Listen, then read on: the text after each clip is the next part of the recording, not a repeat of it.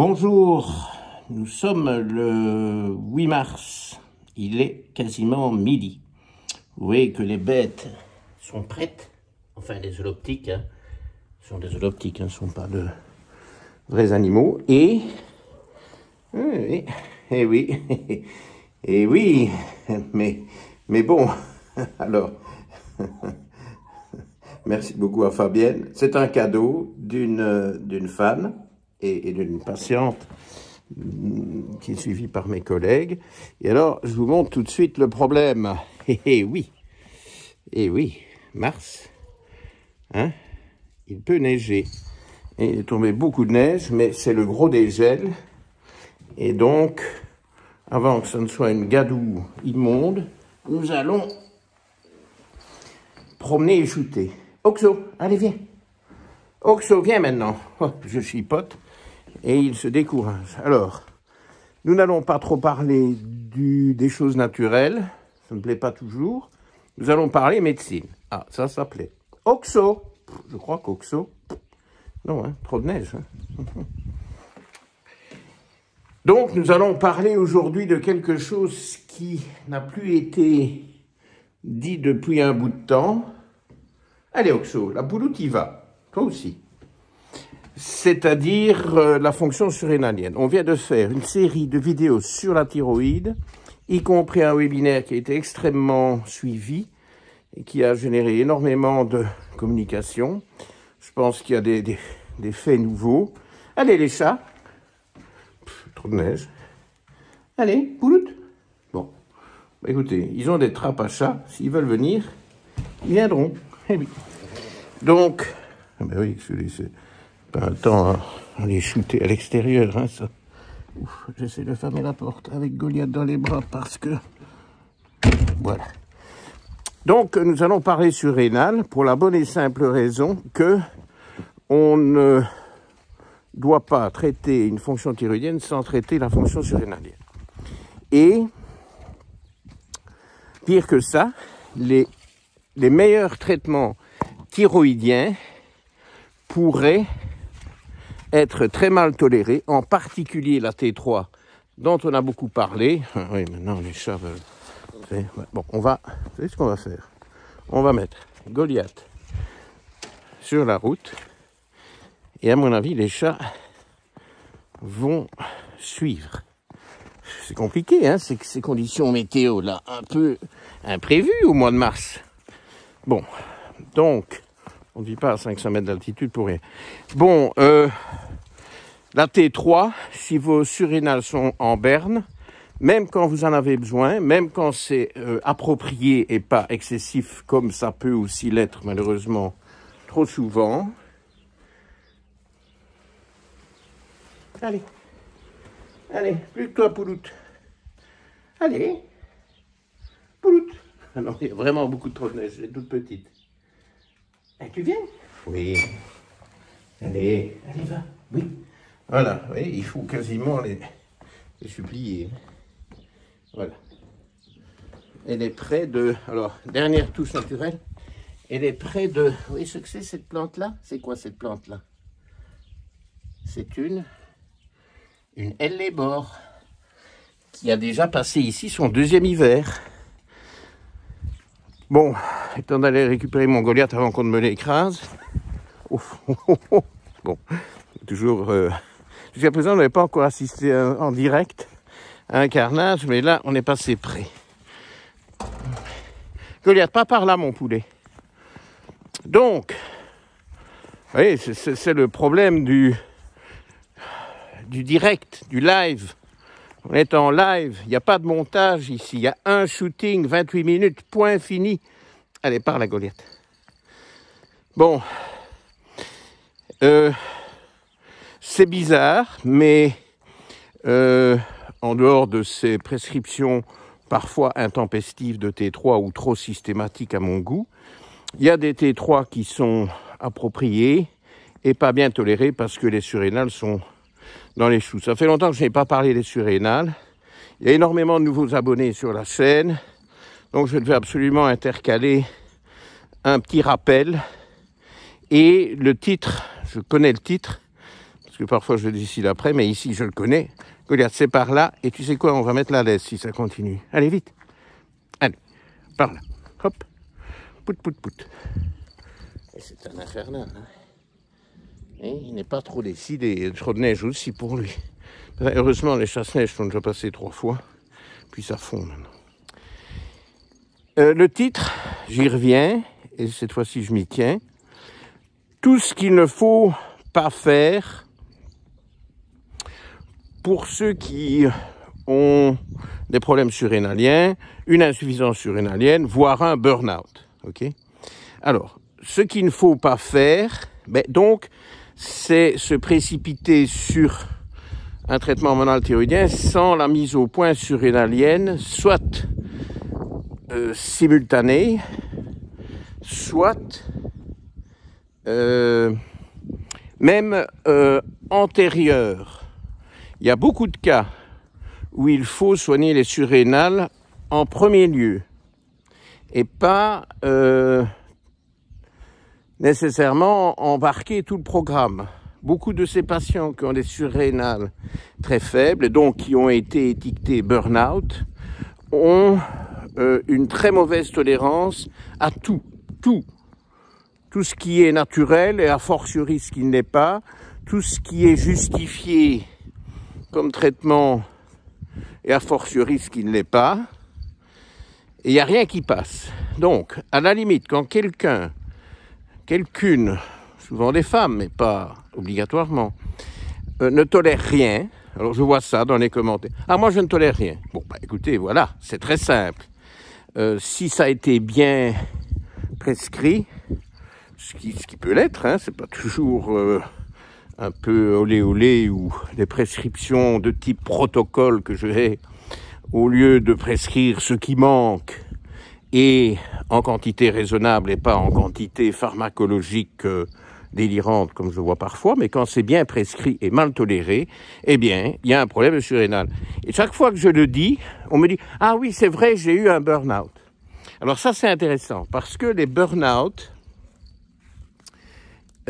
antérieurs, qui n'ont pas été soignés correctement, est-ce qu'il est mon oxo? Il est là. Oui. Eh bien, ça ne récupère pas tout seul par la bonne volonté ou par des miracles. S'il n'y a pas eu de traitement pendant et après des burn-out pour en récupérer... Il fait pipi chez le voisin. Oh merde. Bon, Goliath, est-ce que c'est vraiment... Oh là là là là. Allez, viens vite qu'on ne nous voit pas. Et enfin, qu'est-ce que tu fais là? Est-ce qu'on va en sortir, vous croyez? Je ne crois pas. Parce que bon, sur les pavés, on ne voit rien, mais dans la neige... Bon, no comment. Hein? Bon, vous ne lui direz rien. Mais pourquoi est-ce que tu vas t'embarquer là? Viens un peu ici. Donc, c'est infernal hein, aujourd'hui. Pourtant, c'est une vidéo importante. Mais les conditions ne plaident pas en ma faveur. Alors, la laisse me paraît hautement indispensable. Alors, pour mettre une laisse à une main, c'est déjà parfois un peu compliqué. Et la gauche, ma main gauche, ne sert pas à grand-chose. Ah ben voilà, j'avais mis et c'est sorti. Non mais je vais péter un plomb ici. Bon Goliath, on arrête ce cirque. Allez, là maintenant, ce n'est pas sorti et on y va. Et donc, ces burn-out qui, voilà, ont fini par s'arranger, mais qui n'ont pas été vraiment soignés, suite auxquels on n'a pas corrigé, compensé la fonction surrénalienne, eh bien, ça reste. Le problème est latent. Le problème est sous-jacent. Et donc, ces personnes qui me disent qu'elles ne supportent rien, et je soupçonne alors une insuffisance surrénalienne, elles me disent « Ah oui, c'est vrai, mais j'ai eu un burn-out. Il y a 1 an, il y a 3 ans, j'ai eu un burn-out. » Ben oui, donc l'insuffisance surrénalienne est peut-être moins criante qu'à l'époque, mais elle persiste. Et donc, elle doit être détectée et soignée. Okay? Absolument. C'est incontournable. Et alors, tout ce qu'il ne faut pas faire, donc j'y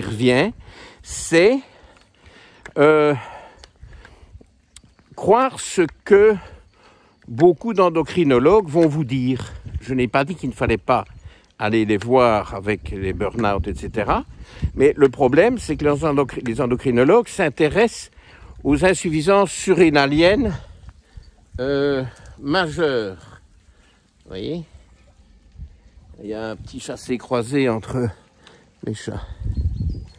Vous avez vu Oxo? Et donc, ces insuffisances surrénaliennes majeures, ça correspond à des burn-out vraiment graves ou des patients qui sont vraiment, je ne vais pas dire grabataires, parce que ça c'est vraiment extrême, mais qui sont incapables de travailler, qui sont à peine capables d'aller voir l'endocrinologue à l'hôpital ou dans son cabinet privé. Et donc, regarde, c'est pas évident, hein, on va peut-être devoir rentrer. Donc, cette démarche passe par la réalisation de tests dynamiques, hein, qu'on appelle tests à la CTH. On vous injecte de la CTH, on voit ce qui se passe. Et ce test va être positif dans le cas d'insuffisance surrénalienne sévère, très sévère. Ils injectent 250 microgrammes d'ACTH. Ça, c'est le protocole classique. Le protocole qui fonctionne, c'est un protocole low dose, où on injecte 1 microgramme d'ACTH. Il n'y a personne qui fait ça, parce qu'on n'a pas d'ampoule en pharmacie, etc., ou en circuit hospitalier. Il n'y a pas d'ampoule de 250. De 1, il y a des ampoules de 250. Je suis perturbé parce que Goliath ne veut pas y aller. Donc on rentre, on va voir où il veut aller. Donc cette méthode ne fonctionne que pour les cas très sévères. Et alors, effectivement, ça relève des endocrinologues. Moi, je ne veux pas voir des cas aussi sévères. Je préfère une prise en charge spécialisée. Vous savez, la médecine fonctionnelle s'occupe des cas plus modérés. Les dysfonctions, hein, médecine fonctionnelle, dysfonctions surrénaliennes, qu'on appelle, faute de meilleurs termes, insuffisance surrénalienne. Parfois je dis faiblesse, mais alors on me raille. C'est vrai que faiblesse, bon, ça fait pas très médical. Enfin, c'est quand même ça que ça veut dire, parce que insuffisance, ça peut aussi vouloir dire que c'est sévère. Mais bon, on va dire insuffisance modérée, ok? Je crois que c'est un bon terme. Et ça, c'est totalement négligé par les endocrinologues qui évoquent, hein, vous avez besoin de repos, il faut diminuer le stress, c'est dans votre tête, allez voir un psy, enfin toute la gamme des choses peu agréables à entendre. Donc il faut surtout ne pas les croire si vous disent il n'y a rien au surrénal, votre test est négatif. Parce que le test n'est pas bon. Enfin, il ne convient pas au cas modéré. D'accord? Bon. Ensuite, il ne faut surtout pas faire ou mettre en œuvre des traitements agressifs qui sont certainement à l'origine de résultats spectaculaires à court terme.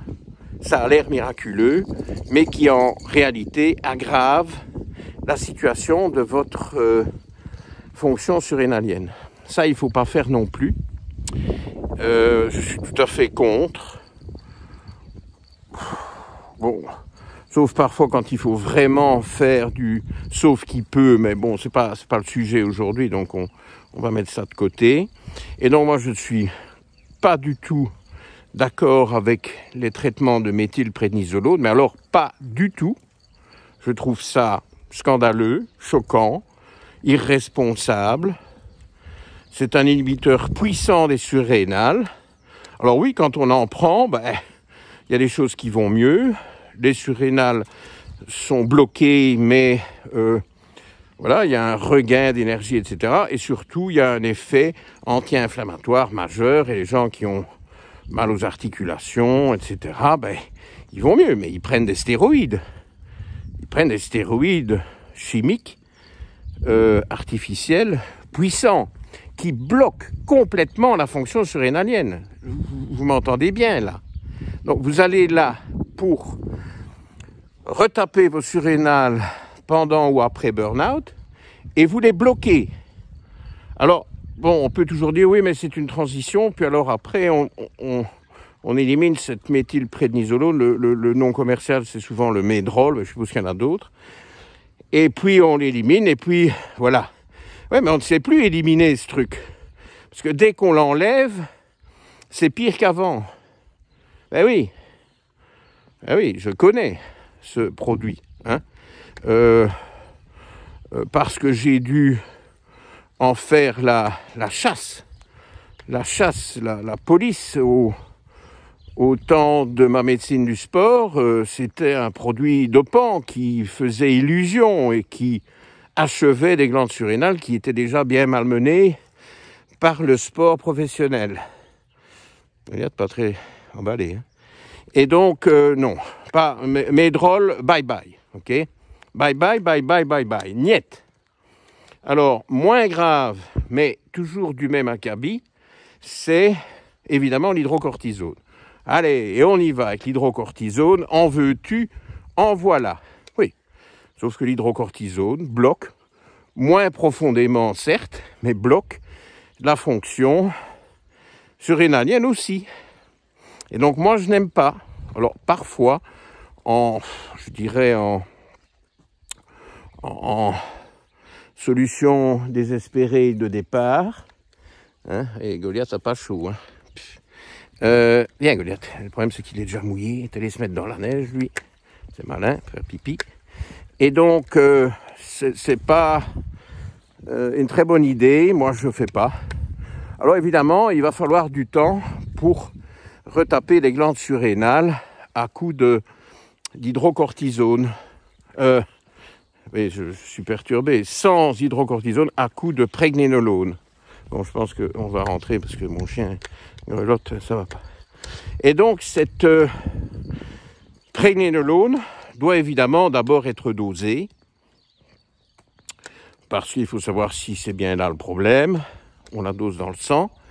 On en dose les effets via les métabolites du cortisol qui provient exclusivement de cette pregnénolone, hein, dans les chaînes biochimiques internes, endogènes du patient, qui transforment la pregnénolone en cortisol, l'hormone de stress. Et donc on peut regarder les métabolites du cortisol dans les urines de 24 heures. Et ce sont les fameux 17-hydroxystéroïdes qui sont classiques, c'est une analyse classique, mais qui perd un peu de sa superbe. Les chats ne sont pas trop pour être dehors non plus, à vrai dire. Tout le monde veut rentrer. Bon, ben on rentre. Et donc, ces 17 hydroxystéroïdes, vous pouvez les demander en laboratoire. Mais voilà, on va souvent vous suggérer de faire le cortisol à jeun, le cortisol salivaire à certaines heures, le cortisol dans les urines de 24 heures, etc. Moi, pas du tout convaincu par tout ça. 17 OH stéroïdes qui vous donnent l'intégrale de la courbe, hein, donc toute la surface sous la courbe du cortisol sur 24 heures. Et là, vous avez vraiment un état des lieux fiable, pour autant que la récolte soit correcte. Ah ben, je ne sais pas comment elle a fait, la pouloute. La pouloute a ouvert la porte. Oh bah, la pouloute peut être possible. Voilà, allez Goliath, tiens, on rentre. Donc, cette analyse, pour moi, est fondamentale. Alors, évidemment, il faut aussi doser la DHEA. Il faut, ça c'est dans le sang, il faut doser la testostérone chez les femmes, qui est une parfaite analyse pour évaluer les surrénales, parce que les femmes, comme vous le savez, n'ont pas de testicules. Hein, voilà quelques analyses de base qui vont vous donner déjà une très très bonne évaluation, et à partir de ça, vous précisez les dosages nécessaires de pregnénolone. Et souvent, surtout dans ces cas assez avancés, viens Oxo, de burn-out, de post-burn-out, vous allez... Et alors, Oxo, hein, tu viens souvent devoir donner de la DHEA. Alors, n'y allez pas avec des doses folles de DHEA, beaucoup d'effets secondaires, mais beaucoup de mes collègues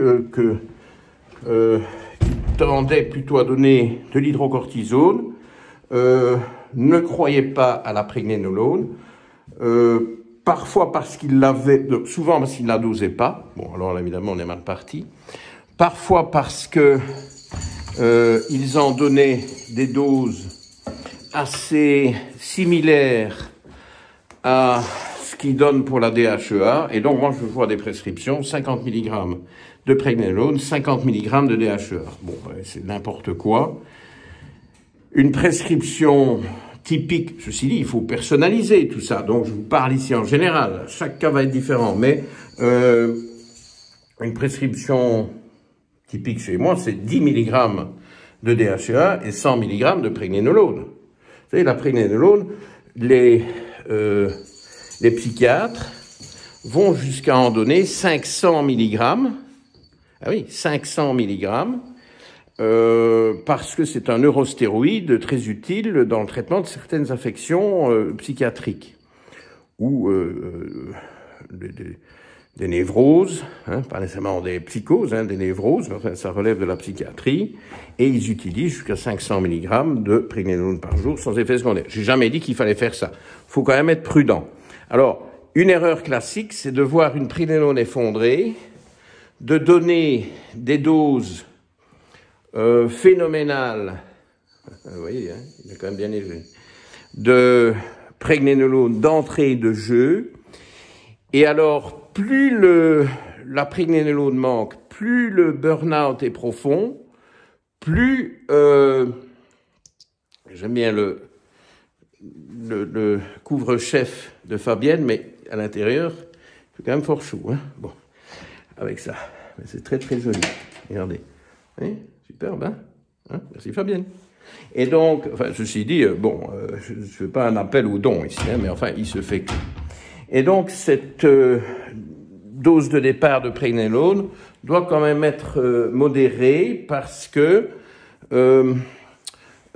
moins on en a, plus on a envie de faire une correction forte, mais cette correction peut être surprenante pour l'organisme qui passe de très peu à beaucoup. Jamais bon ça, jamais bon ça. Il faut un peu réfléchir les gars, hein. Enfin, les gars c'est un terme générique, hein.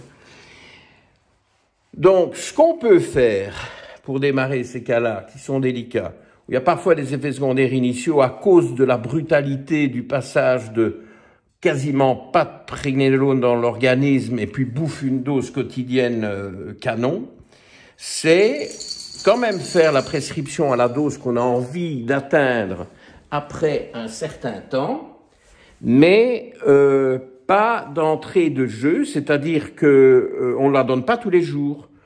On pourrait la donner une fois tous les 3-4 jours, voire une par semaine, puis 2 par semaine. Si ça réagit un peu, ben on espace. Et puis petit à petit, on va vers une gélule tous les 2 jours et puis une gélule par jour. Avec des démarrages progressifs comme ça, vous n'aurez pas de problème.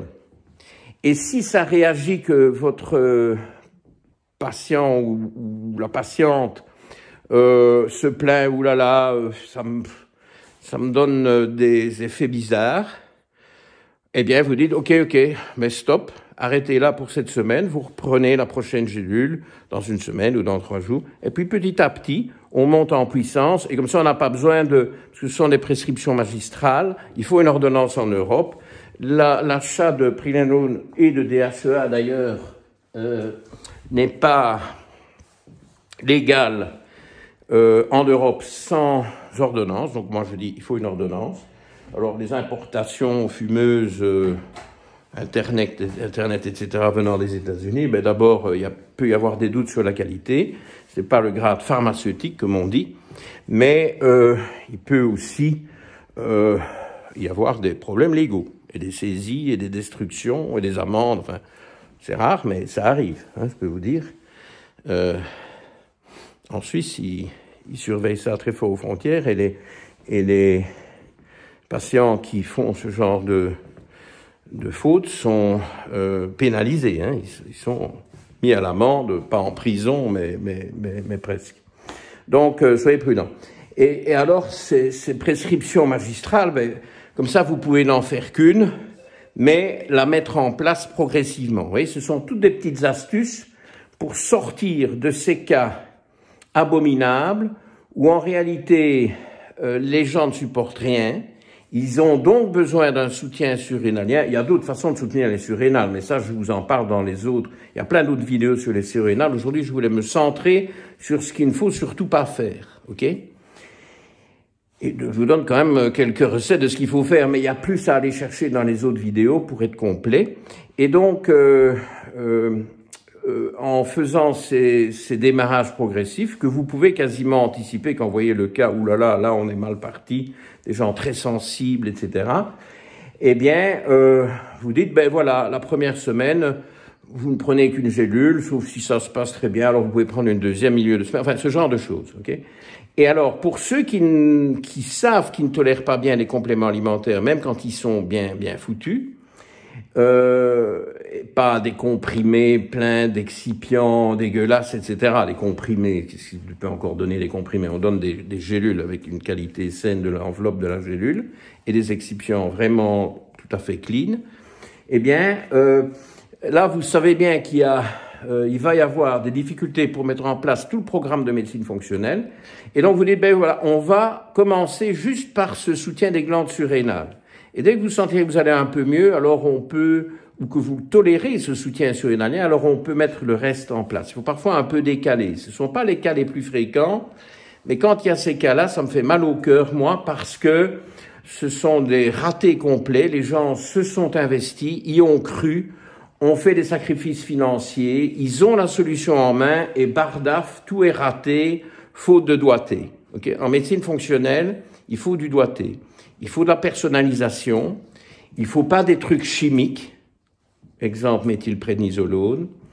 Les hormones, il faut les manipuler prudemment. L'hydrocortisone, c'est bien beau, mais ça empire l'état des surrénales plutôt que de l'améliorer. Ça crée une dépendance allez savoir définitive à la prescription de ce truc. Donc moi j'aime pas et je vous propose des alternatives pour gérer les cas de manière très personnalisée mais aussi douce et sans faire de dégâts primum non nocere. Les 28 minutes sont passées, il y a eu beaucoup d'avatars de toutes sortes. Je vais vite sécher le pauvre Goliath qui est trempé, mais ça va, il ne grelotte plus. Il se gratte, ce qui est du bon signe. Et je vous dis à vendredi prochain, toujours un live chat à 19h30. Ça fait 3 ans que ça dure et je n'en démords pas. Bye bye.